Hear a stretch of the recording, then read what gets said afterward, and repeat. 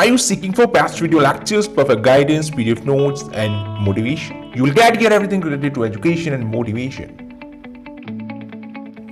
Now, lectures of physics, English, maths, physical education are available here. We do instant replies to your comments, work on a suggestion, and fulfill your recommendation. We treat education beautifully. We provide easy to understand lectures, simple learning notes, and always available for you. Always feel free to ask.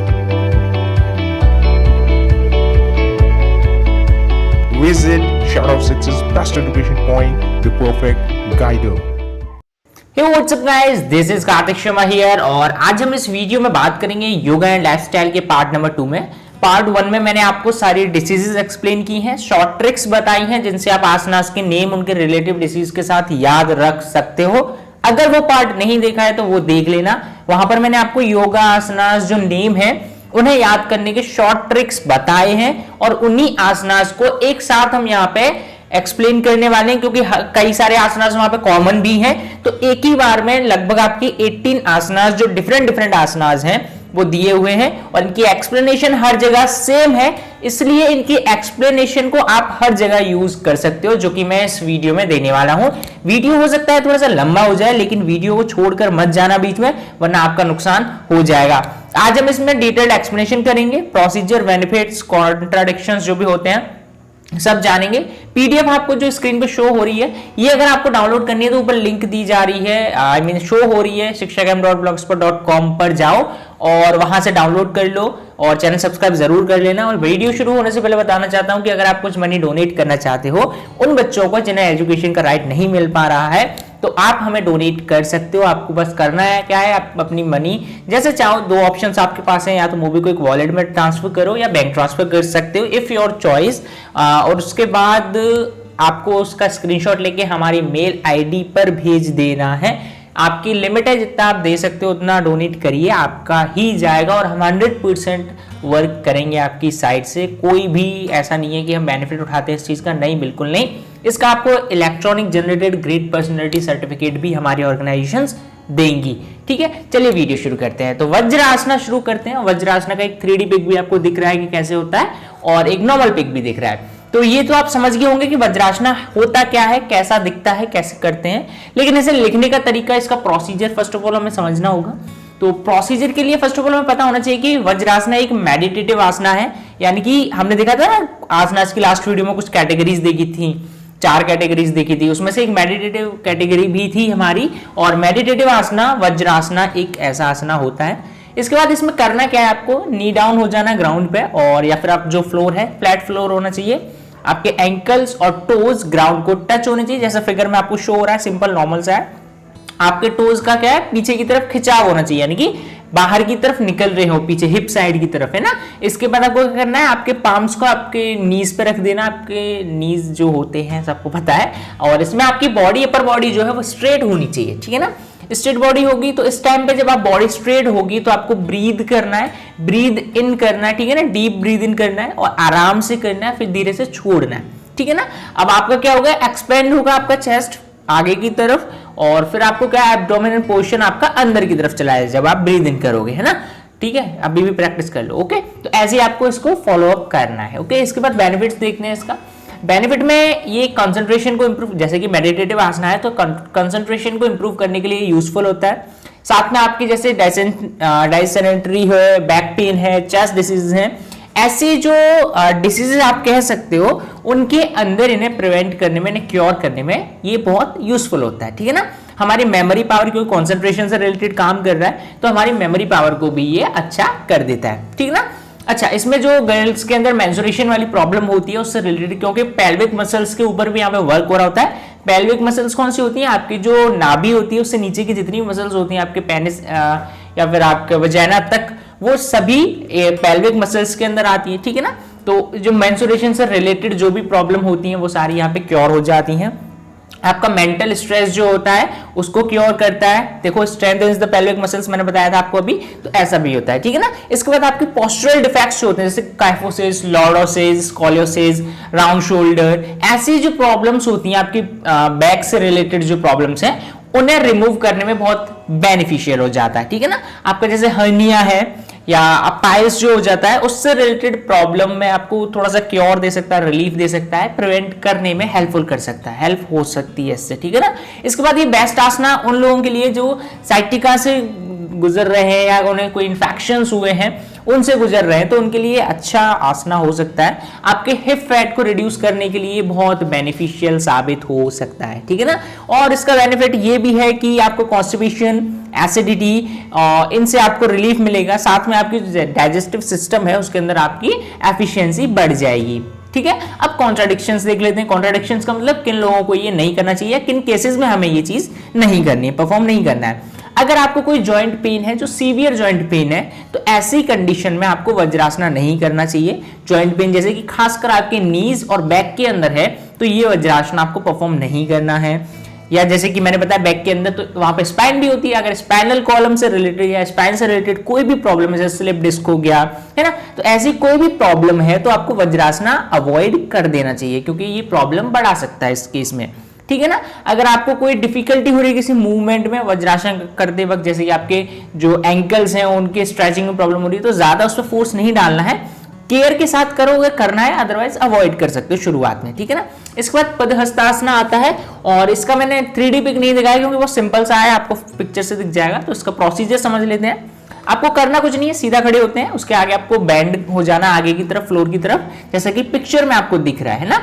इसके बाद क्या होगा कि आपको अपने जो नीज हैं वो फॉरहेड से टच करने की कोशिश करनी है। हालांकि शुरू में नहीं होता है ये, लेकिन आपको कोशिश करनी है, ठीक है ना। ये घर पे भी कर लो यार, लॉकडाउन चल रहा है तो आपको बेनिफिट हो जाएगा इससे, है ना। और आपको याद भी रहेंगे, क्योंकि प्रैक्टिकल के बेसिस से अगर हम इन चीजों को देखें तो बहुत इंपॉर्टेंट चीज है।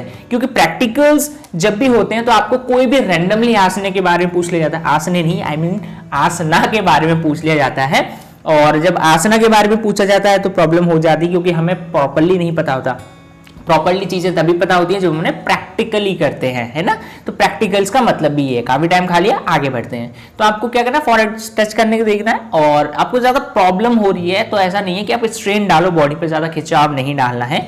आपको नीज स्ट्रेट रखने की कोशिश करनी है, चाहे आपका फॉरहेड टच हो या ना हो, आपके हैंड्स जमीन पर टच हो या ना हो, ठीक है ना। इसके बाद आपको एक्सेल करना है। जब आप जैसे कि आप बॉडी को स्ट्रेच करते हो तो इनहेल कर लेना है, जब आप बेंड हो रहे हो ताकि बॉडी को रिलैक्स मिले, इसलिए आपको एक्सेल कर देना है, ठीक है ना। इसके बाद आपको जो एब्डोमेन है उसे कॉन्ट्रैक्ट करने की कोशिश करनी है, और फाइनल पोजीशन तक जाते जाते आपको ज्यादा अमाउंट में जो एयर थी वो एक्सेल करनी है, एक्सपेल करनी है ना, लंग से बाहर निकालनी है, ताकि आप कॉन्ट्रैक्ट इजीली कर पाओ। अब इसके बेनिफिट जान लें।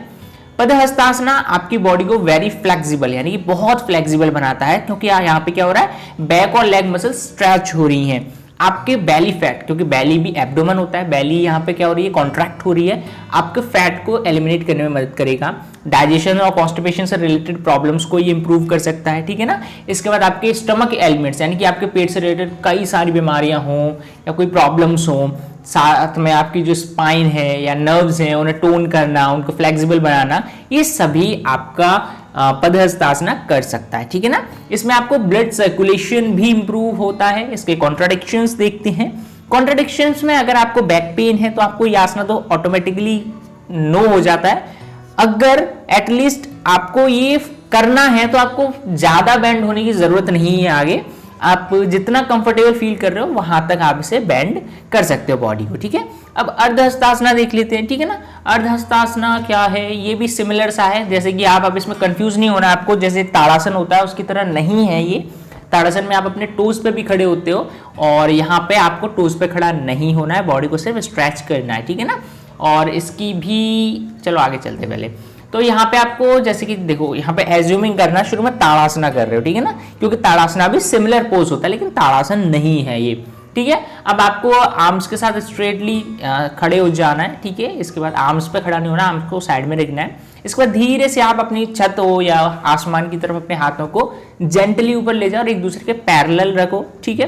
अपने पाम्स को टुगेदर भी, यानी कि जैसे दूसरी वाली लड़की वाली पिक में दिख रहा है, आप साथ में भी जोड़ सकते हो जब आप इसे कर रहे हो। तो आपको बस इतना देखना है कि आपके जो शोल्डर्स हैं वो झुके हुए नहीं होने चाहिए, अगर वो झुके तो आप झुके, ठीक है। इसके बाद आपको क्या करना है, पाम्स को अपार्ट कर रहे हो तो आपको ये देखना है कि पैरेलल एक दूसरे को फेस कर रहे हो। ओके, आगे बढ़ते हैं। Your arms must be straight at all times such that they are activated all throughout till your fingertips, यानी कि आपकी आर्म्स हमेशा एक्टिव रहनी चाहिए, उसमें स्ट्रेट रहनी चाहिए, ये नहीं कि झुक गए थक गए, ऐसा कुछ नहीं करना है, ठीक है ना। इसके बाद क्या करना है, आप अपने जो मुंडी है, मुंडी ऊपर हिला सकते हो, ठीक है, आप ऊपर की तरफ खींच सकते हो, ठीक है। ताड़ासन में ऐसा नहीं करते हम ज़्यादातर। तो आपके जो शोल्डर्स हैं वो आपके ईयर्स को टच नहीं करने चाहिए आप जब आप मुंडी ऊपर घुमा रहे हो। इसके बाद आपको क्या करना है, आपके शोल्डर ब्लेड्स जो होते हैं वो आपकी बैक की तरफ पुश होने चाहिए। शोल्डर ब्लेड्स जो पीछे की तरफ आपको दिखते हैं ना, वो बैक की तरफ पुश होने चाहिए। ओके, इसके बाद आपकी थाई जो है वो एक साथ एक ही वे में, जैसे नी कैप्स हैं आपके, मतलब प्रॉपर वे में आपको स्ट्रेटली अटैच करके रखनी है। आपको लॉक नहीं करना है नीज को, केवल सीधा रखना है, ठीक है ना, स्ट्रेट रखना है। इसके बाद इसके बेनिफिट्स देखते हैं। आपका बेली स्ट्रेच जो होता है वो अच्छा हो जाता है, डाइजेशन इंप्रूव होता है, आपका जो शोल्डर है उसकी अच्छी स्ट्रेच हो जाती है, आर्म पिट्स की अच्छी स्ट्रेच हो जाती है।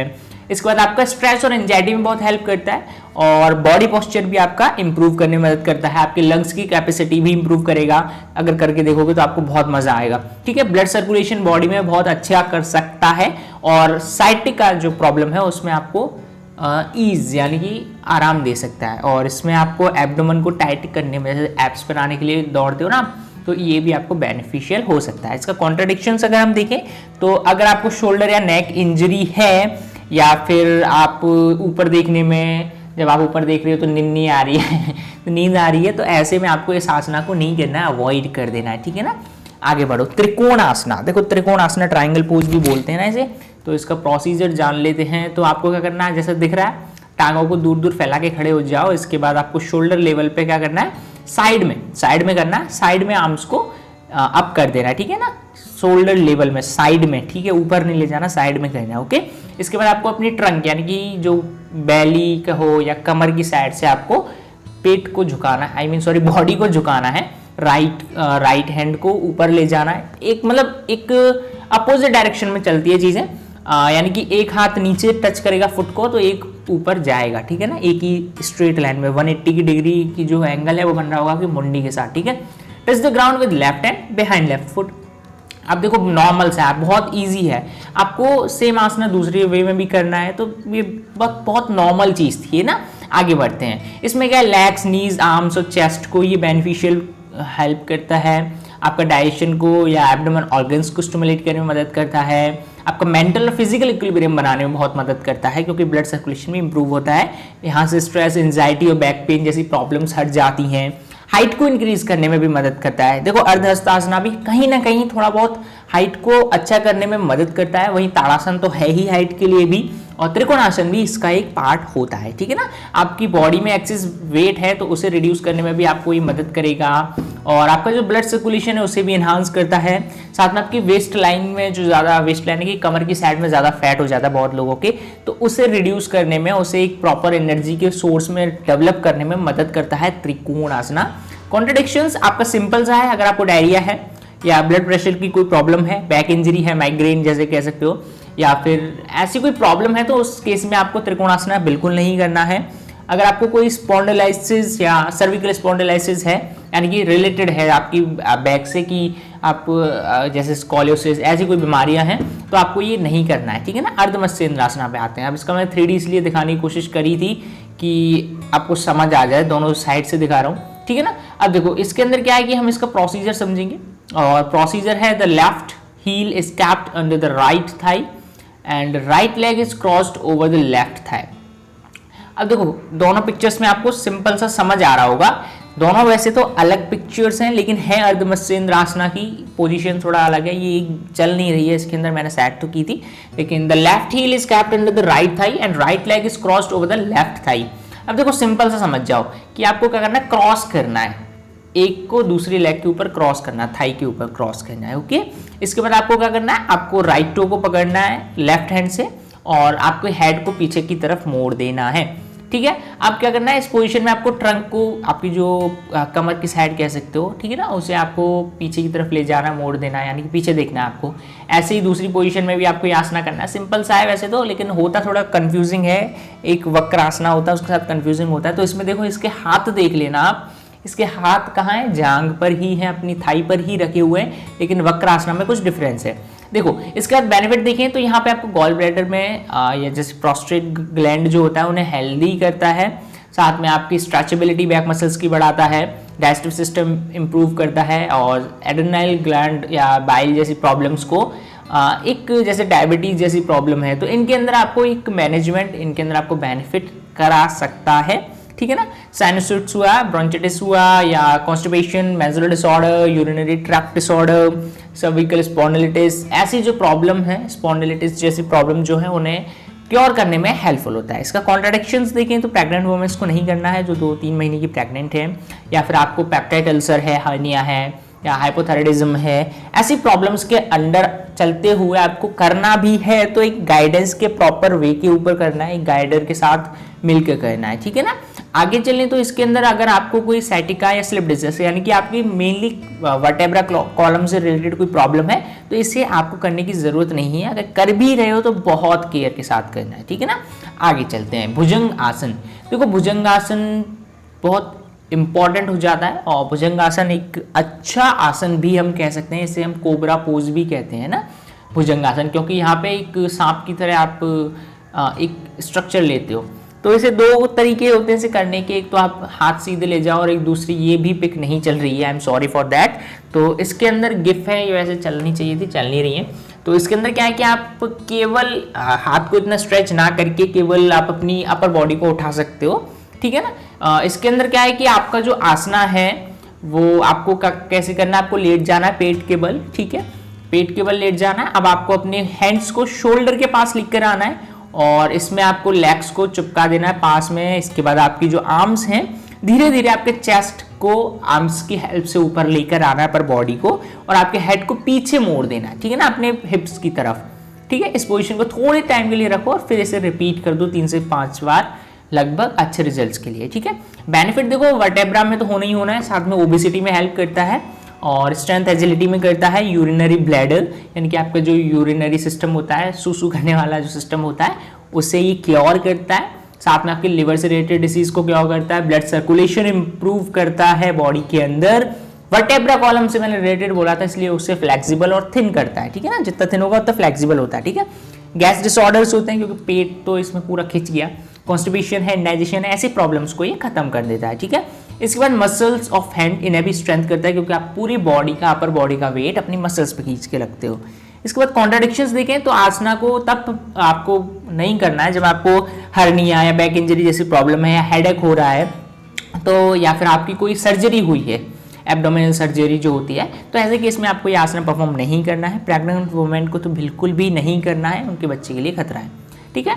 पश्चिमोत्तान आसना भी आप देख सकते हो, और पश्चिमोत्तान आसना यहाँ पे इसका प्रोसीजर हम देखें तो यहाँ पर आपको लेग्स फॉरवर्ड यानी कि हाथ नहीं, आई मीन लेग्स जो है आगे करके बैठ जाना है, जैसे आपको दोनों पिक्चर्स में दिख रहा होगा। इसके बाद आपको टोज को पकड़ना है अपने हाथों से और ट्राई करो कि आपकी जो एल्बोज हैं वो कहाँ आ जाए, आपके नी पे आ जाए या फिर नी के साइड में, एकदम साइड में जमीन तक टच कर जाए, ठीक है ना।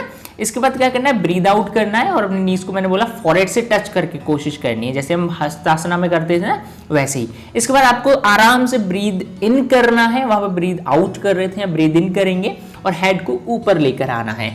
ऐसे ही पहली वाली पोजीशन में आ जाएंगे हम। ऐसे ही 10 से 12 बार इसे करो। बेनिफिट देख लेते हैं क्या है। गैस ट्रबल एलिमिनेट करेगा, साथ में आपका ऑसिफिकेशन ऑफ बोन्स के अंदर आपका ऑक्सीजन पहुंचाना, बोन्स को आपको स्ट्रांग बनाना, उसके अंदर हेल्प करेगा। आपकी कॉन्स्टिपेशन के लिए हेल्प कर सकता है। मेंस्ट्रुअल डिसऑर्डर जो होते हैं उनके अंदर हेल्प करेगा। साइटिका, बैकैक या अस्थमा जैसी प्रॉब्लम्स के अंदर आपका पश्चिमोत्तानासना बहुत रिलीफ देता है। ओबेसिटी में भी आपको हेल्प कर सकता है। इसके बाद एब्डोमिनल डिसीज में भी हेल्प करेगा। और स्किन डिसीजेज जैसे होती हैं तो उसके अंदर क्या होगा कि ब्लड सर्कुलेशन प्रॉपर होता है तो वहाँ पे क्या होता है, स्किन थोड़ा सा ग्लो करने लगती है, अच्छी दिखने लगती है, ठीक है। इसके बाद vertebra becomes flexible and healthy. Vertebra तो हो ही रहा है। साथ में कॉन्ट्राडिक्शंस देखें तो आप अगर आपका एनलार्ज लिवर जैसे बड़ा लिवर हो जाता है, किसी के स्प्लीन कह सकते हो, या एक्यूट एपेंडिसिट्स जो होता है, उसके अकॉर्डिंग आपको ये आसना परफॉर्म नहीं करना है, कभी नहीं करना है, क्योंकि बहुत सीवियर प्रॉब्लम हो जाएगी। और अगर आप किसी रेस्पिरेटरी डिसीज, सांस लेने की दिक्कत से, अस्थमा जैसी प्रॉब्लम से ज़्यादातर गुजर रहे हो एक सीवियर केस में तो आपको नहीं करना है, ठीक है ना। इसके बाद आपको if you have any back और स्पाइनल प्रॉब्लम तो नहीं करना है ये आसना, करना भी है तो एक्सपर्ट की गाइडेंस के अंडर। अब आते हैं पवन मुक्त आसना। तो पवन मुक्त आसना की शक्ल आपको दिख गई हुई, कैसे करते हैं। इसका प्रोसीजर कुछ इस तरीके से है कि आपको लेट जाना है, जैसे कि दूसरी वाली पिक में आपको दिख रहा है, और प्लेन सर्विस पे लेटने के बाद आपको फिंगर आपके जो फीट है उन्हें एक साथ रखना है, आपके आर्म्स को अपनी बॉडी के साइड में रखना है। इसके बाद डीप ब्रीथ लो, इसके बाद आपको एक्सेल करना है और अपनी नीज को अपने चेस्ट की तरफ लेकर आओ। इसके बाद क्या करना है, अब आपको क्या करना है कि सेम टाइम पे आपको अपने थाइस को प्रेस करना है अपने एब्डोमेन की तरफ, जैसे कि आपको दूसरी पिक में चलता हुआ भी दिख रहा है ना। इसके बाद आपके हैंड्स को अपनी लेग्स पर मतलब कवर अप कर लो, हग कर लो अपने जो नीज की साइड से लेग्स को और उसे प्रेस करो, ठीक है ना। फिर उसके बाद आराम से इसे होल्ड करो, ब्रीथ करो नॉर्मली। और इसके बाद क्या होगा कि आपको इनहेल करना है और आपको अपनी ग्रिप को लूजन नहीं करना है। लूजन तब करना है जब आप इसे इनहेल कर रहे होंगे, ठीक है ना। एक्सेल करो और release the pose after you rock and roll. आप रॉक एंड रोल भी कर सकते हो, लुढ़क पुढ़क भी सकते हो ऐसे, है ना। ऐसा नहीं कि पहुंच जाओ दूसरे शहर, नहीं। यहीं पे जैसे चेयर देखी ना आपने सीरियल्स में, चेयर देखी जो आगे पीछे होती रहती हैं, तो ऐसे आप रॉक एंड रोल भी कर सकते हो इस पोजीशन में, ठीक है ना। और इसे लगभग 3 टाइम कर लो साइड टू साइड, ठीक है। बेनिफिट देखते हैं, लोअर बैक के टेंशन को ईज करता है। और अगला बेनिफिट देखते हैं पेल्विक एरिया। पेल्विक एरिया आप समझ गए होंगे, बार बार नहीं बोल सकता मैं। तो पेल्विक एरिया आपका जो है वो ब्लड सर्कुलेशन इंप्रूव होता है, उसमें आपके रिप्रोडक्शन में बहुत हेल्प करता है पेल्विक एरिया। इसके बाद आपका जो रिड्यूसिंग होता है fats of thigh, buttocks, abdomen area, उनके अंदर फैट को रिड्यूस करता है, ठीक है ना। फैट को रिड्यूसिंग में हेल्प करता है। साथ में एब्डोमिनल मसल्स तो ऑटोमेटिकली इंप्रूव हो जाएंगी।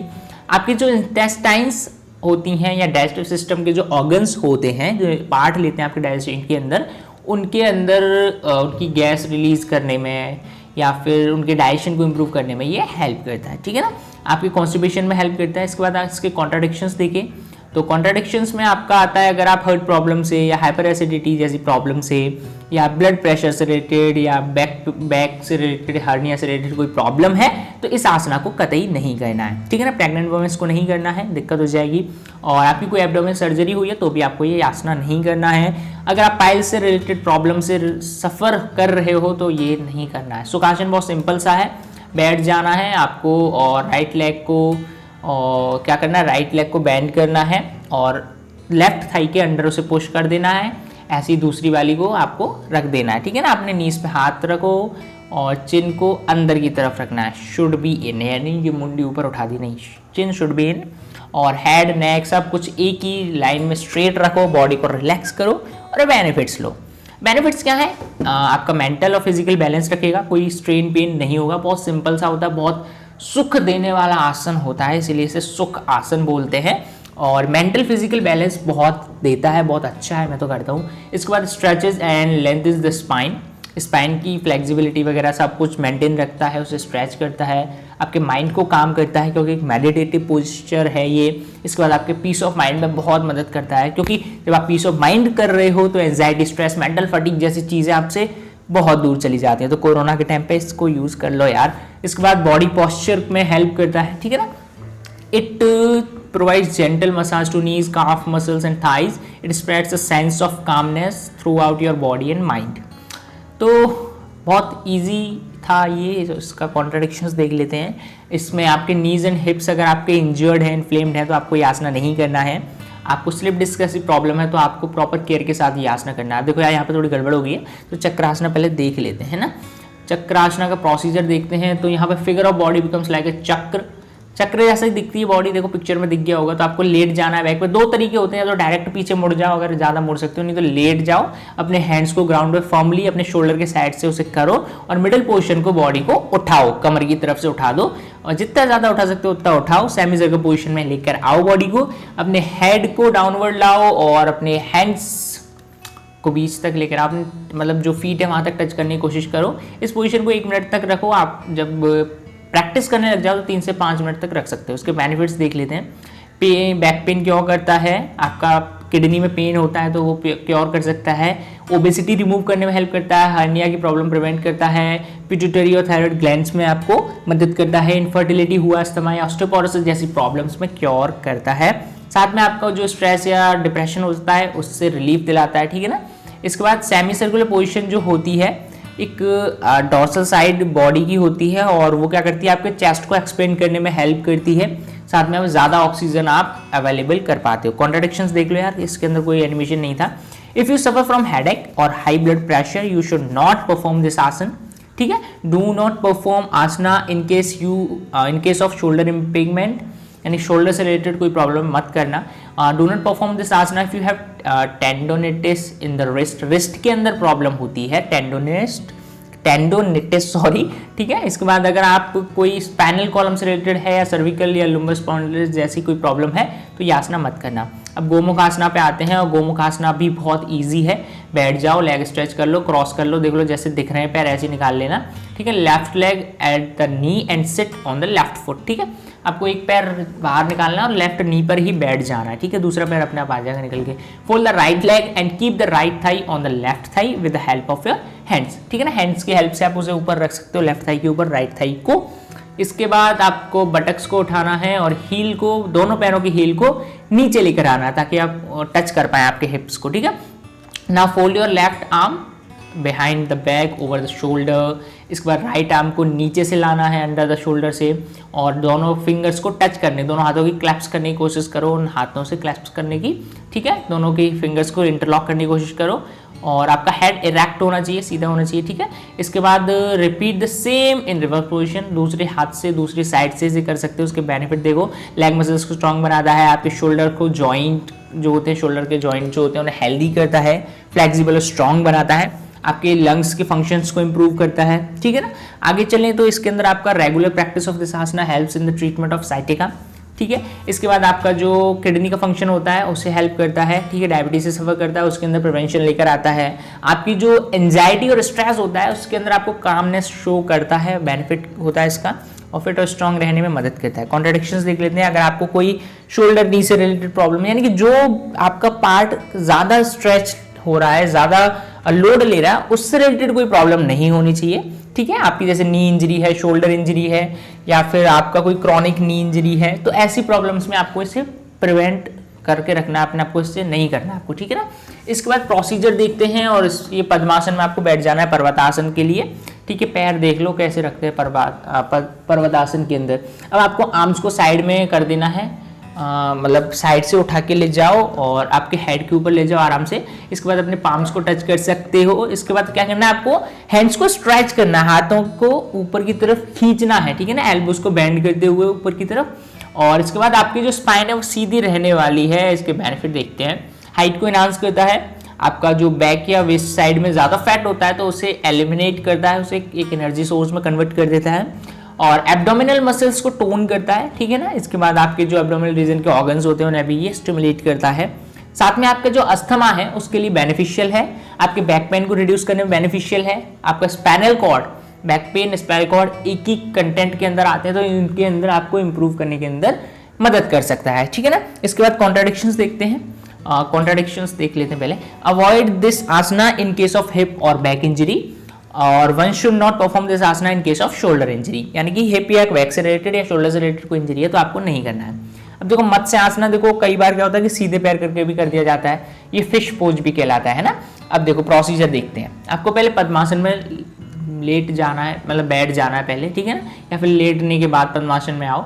और आपको सुपाइन पोजीशन क्या होता है, सुपाइन में प्रोलाइन दो पोजीशन होती है। सुपाइन में जिसमें आपका सर ऊपर की तरफ होता है, प्रोलाइन में सर आपका नीचे की तरफ होता है, यानी कि सुपाइन में आप आसमान की तरफ देखोगे और प्रोलाइन में आप जमीन की तरफ देखोगे, ठीक है। इसके बाद आपके जो टोज हैं उन्हें होल्ड करो फिंगर से अपने, या फिर मत करो, ठीक है ना। दोनों ही केसेस यहाँ पे आप कर सकते हो अगर आप पद्मासन में रह सकते हो वैसे ही तो, ठीक है ना। अब तो कुछ टाइम के लिए इसमें रहो और जैसा कि आपको पिक्चर में दिख रहा है वैसे ही आपको करना है इस आसन को, ठीक है। इसके बेनिफिट आपका बैक पेन में, नी पेन में, टॉन्सिलिटिस में हेल्प कर सकता है। आइज़ के डिफेक्ट में, क्योंकि ब्लड सर्कुलेशन बहुत अच्छा होता है, इससे आपकी आइज़ की जो नर्व्स होती हैं उनके अंदर स्ट्रेच अच्छा आता है, तो आपकी जो आइज़ होती हैं उनके डिफेक्ट से रिलेटेड प्रॉब्लम्स को ये प्रिवेंट कर सकता है, स्किन डिसीज को भी क्योर कर सकता है।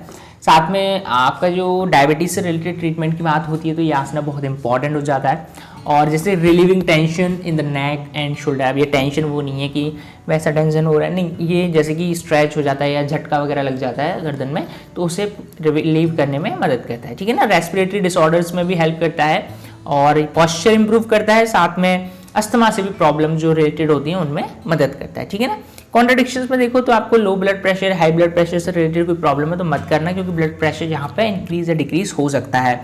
अगर आपको माइग्रेन जैसी यानी कि बैक से रिलेटेड कोई प्रॉब्लम है, इंसोमिया है, तो ऐसे केस में इसे परफॉर्म नहीं करना है, ठीक है ना। इसके बाद आपको नेक इंजरी है, लोअर बैक प्रॉब्लम्स हैं, तो आपको ये आसना बिल्कुल नहीं करना है। अब आते हैं हम ताड़ासन पे, और ताड़ासन बहुत सिंपल सा होता है। इसमें अटेंशन पोजीशन में स्टैंड होना है, आपके हाथों को ऊपर की तरफ ले जाना, सर की तरफ, और बॉडी को स्ट्रेच करना है ऊपर की तरफ। टो पर भी आप आओगे, ठीक है ना, इसमें आपको टोज पर भी आना है, ठीक है ना। अब आपने अर्धहस्तासना देखा था, उससे अलग है ये, अर्धहस्तासना या पदहस्तासना जिसमें आपने देखा था उससे ये अलग है ना। यहाँ पर टोज पे आपको आना है। अब आपको बॉडी को ऊपर की तरफ खींचना है, आपको ब्रीद आउट करना है स्लोली, और फिर से प्रीवियस पोजीशन यानी कि हील्स आपके डाउन, हैंड डाउन, उस पोजीशन में आ जाना है, ठीक है ना। इसके बाद 10 से 15 बार कर सकते हो। उसकी बेनिफिट आपका फिजिकल मेंटल बैलेंस बना रहेगा, ओबेसिटी रिड्यूस होगी, कॉन्स्टिपेशन क्योर होगा, डाइजेस्टिव प्रॉब्लम्स खत्म हो जाएंगी, बॉडी पोस्चर इंप्रूव रहेगा, और साइटिका भी आपका इंप्रूव होगा, एलिवेट हो सकता है। और आपकी हाइट में बहुत इंपॉर्टेंट होता है, हाइट बढ़ाने के लिए ये आसना सबसे ज़्यादा किया जाता है। हाइपरटेंशन जैसे ब्लड प्रेशर से रिलेटेड प्रॉब्लम है तो उनमें बेनिफिशियल हो जाता है। अब कॉन्ट्राडिक्शंस देखें तो अगर आपको लो ब्लड प्रेशर है तो आपको नहीं करना है, लो ब्लड प्रेशर है तब नहीं करना, हाई है तो कर सकते हो, ठीक है। आपको हेडेक है या इंसोमिया है तो आपको ये आसना नहीं करना है, या फिर आपको ब्लड सर्कुलेशन से कोई रिलेटेड प्रॉब्लम है, ठीक है ना, जैसे कि आपकी कहीं खून नहीं पहुंच पाता है या ऐसी प्रॉब्लम्स है तो आपको ये आसना नहीं करना चाहिए। अर्ध चक्रासना भी एक सिंपल आसना है, चक्रासना थोड़ा डिफिकल्ट होता है, अर्ध चक्रासना इतना डिफिकल्ट नहीं है। इसमें बस आपको हिप्स को होल्ड करना है, पीछे की तरफ मुड़ जाना है, आपको स्लो इनहेलेशन करना है जब आप पीछे की तरफ मुड़ रहे हो, ठीक है। इस पोज में रहो, फिर इसे परफॉर्म करते रहो बार बार आप नॉर्मल पोजिशन में आने के बाद, ठीक है। आपके जो एंकल्स, थाई, शोल्डर्स हैं उन्हें स्ट्रॉन्गर बनाने में हेल्प करता है, आपके स्ट्रेस टेंशन में रिलीफ लाता है, डाइजेशन में इंप्रूव करता है, मेंस्ट्रुअल डिसऑर्डर्स में इंप्रूव करता है, ठीक है ना। आपके पेन जो होता है लेग्स के अंदर, नॉर्मली पेन जो होते हैं उनके अंदर आपको ये बेनिफिशियल हो जाता है, ठीक है ना। इसके बाद आपका जो वेस्ट या थाई है उसमें आपको फैट रिड्यूस करने में हेल्प करता है, और आपका पर बैक पेन में रिलेटेड जो प्रॉब्लम्स होती हैं उसे खत्म करने में मदद करता है। साथ में आपके नेक या शोल्डर्स जो हैं उसमें जो स्ट्रेस आता है, खिंचाव आ जाता है, उसे खत्म करने में भी अर्ध चक्रासना थोड़ा बहुत बेनिफिशियल हो जाता है, ठीक है। इसके बाद कॉन्ट्राडिक्शंस देखें तो आपको ये आसना तब नहीं करना है जब आपकी, जैसे मैंने बताया कि जो मसल ज्यादा लोड ले रही है, ज्यादा वर्क कर रही है, उससे रिलेटेड प्रॉब्लम हो या ब्लड से रिलेटेड प्रॉब्लम हो, तब आपको ये आसना नहीं करना है, ठीक है ना। तो माइग्रेन, हेडेक ऐसी प्रॉब्लम्स के अंदर आपको नहीं करना है, और पेप्टाइक अल्सर या हर्निया है तो भी आपको नहीं करना है, और हिप या स्पाइनल प्रॉब्लम्स हैं तो भी आपको ये आसना नहीं करना चाहिए, ठीक है ना। प्रेग्नेंट वुमेन को तो बिल्कुल भी नहीं करना है। अब आता है शवासना, एक साइकिक स्लीप भी आप कह सकते हो, जैसे योग निद्रा होता है उसी पोजीशन में बस आपको यहाँ पे पड़ जाना है, ठीक है ना। प्रोसीजर देखते हैं। एक सुपाइन पोजीशन है, सुपाइन पोजीशन में बताया था मुंह आपका ऊपर की तरफ होता है, बॉडी पूरी आपकी ऊपर की तरफ होती है, पाम्स आपके खुले होते हैं जिनका फेसिंग अपवार्ड होता है, यानी कि पाम्स का फेसिंग अपवार्ड, यानी छत की तरफ या रूफ की तरफ या आसमान की तरफ, ठीक है ना, दोनों एक बात हो गई, छत और रूफ। इसके बाद लेग्स आपकी स्ट्रेट होनी चाहिए, आपकी बॉडी से दूर होने चाहिए, आर्म्स आपकी ज्यादा दूर नहीं, थोड़े से दूर, ठीक है ना। लिम्स वगैरह पूरी बॉडी को लूज छोड़ देना है और ब्रीथ करना है डीपली, ठीक है ना, मजे से। अपनी आंखें बंद करो और आपकी बॉडी बहुत लूज हो जाए, एकदम छोड़ दो उसे खाली, ठीक है ना। कंप्लीट रिलैक्स फील करो और इस पोजीशन में रहो कुछ टाइम के लिए, बहुत मजा आता है सच में। इसके बाद आपकी नर्वस सिस्टम को स्ट्रेंथ करता है, हाई ब्लड प्रेशर में क्योर करता है, मेंटल टेंशन में बहुत ज़्यादा बेनिफिशियल होता है, एंजाइटी ऐसी चीज़ों में बहुत बेनिफिशियल होता है। आपका new vigour to both mind and body simultaneously, मतलब एक नई एनर्जी आपको प्रोवाइड करता है। इसके बाद आपका ब्लड सर्कुलेशन है उसके अंदर आपको रिलीफ मिलता है, दर्द होते हैं, पेन्स होते हैं, उनके अंदर आपको रिलीफ मिलता है। और आपको साइकोसोमेटिक प्रॉब्लम्स जो होती हैं, जैसे कि आपको डिमेंशिया हो गया, अल्जाइमर जो होता है, ऐसे जो प्रॉब्लम्स हैं, आपको साइकोलॉजिकल जो प्रॉब्लम्स हैं, टेंशन वगैरह है, उससे रिलीफ मिलने में बहुत मदद करता है, ठीक है ना। आपकी कार्डियक प्रॉब्लम्स यानी कि आपके दिल से रिलेटेड प्रॉब्लम्स को एलिमिनेट करने में, उन्हें क्योर करने में हेल्प करता है, ठीक है। इसके बाद आपकी जो बॉडी है, कंप्लीट बॉडी है, उसे काम रिलैक्स करता है, ठीक है। तो ये बहुत बेनिफिशियल है, कंसंट्रेशन मेमोरी बढ़ाता है और एनर्जी लेवल बढ़ाता है। इसका कॉन्ट्राडिक्शंस भी कुछ नहीं है, कोई कॉन्ट्राडिक्शन नहीं है, आप कैसी भी हालत में हो आप इसे कर सकते हो, क्योंकि सोना तो बहुत आसान है। इसके बाद वक्र आसना आता है, और वक्र आसना का प्रोसीजर कुछ ऐसा है, बैठ जाओ, अपनी राइट लेग को राइट लेग के हील पे मतलब आपकी लेफ्ट, देखो एक बार दोबारा देखते हैं, आपको क्या करना है, अपनी राइट लेग को क्या करना है, लेफ्ट लेग की तरफ आपको मोड़ देना है, ठीक है। और आपकी जो राइट लेग की हील है वो लेफ्ट लेग की नी को टच कर सकती है, ठीक है, टचिंग द लेफ्ट लेग्स नी, ठीक है, यानी कि हील यानी कि जिस पैर को आपने मोड़ा है उसकी जो हील है वो आपके नी है उसको टच करेगी। ओके, इसके बाद right hand behind your back and left arm over the right knee, criss cross चल रहा है पूरा, ठीक है ना, जैसे कि राइट आपने मोड़ा है तो लेफ्ट आर्म आपका आएगा और आपके लेफ्ट नी को ही पकड़ेगा, लेकिन उसके ऊपर से क्रॉस करके जाएगा, ठीक है ना, क्रॉस करके जाएगा। ओके, इसके बाद आपकी राइट नी जो है उसे जितना दूर हो उतना फेंक दो, निकाल के नहीं फेंकना है, पुश करना है, ठीक है ना। इसके बाद एक्सेल कर रहे होगे तो आपको ट्रंक जो है उसे ट्विस्ट करना है, यानी कि मोड़ना है पीछे की तरफ। आप सपोर्ट लो, ठीक है, सपोर्ट लेना है आपको लेफ्ट हैंड का पीछे की तरफ। वहां पे आप थाई पे ही हाथ रख रहे थे सीधा, लेकिन यहाँ पे आपको पीछे हाथ का सपोर्ट लेना है, ठीक है ना। सेम प्रोसीजर लेफ्ट साइड के साथ भी आपको करना है। ओके, अब इसमें बड़े अगर बेनिफिट में तो आपकी स्पाइनल कोड या नर्वस सिस्टम से रिलेटेड प्रॉब्लम्स में इंप्रूवमेंट लाता है, आप डायबिटीज कंट्रोल करता है, आपकी किडनी स्ट्रेंथ करता है,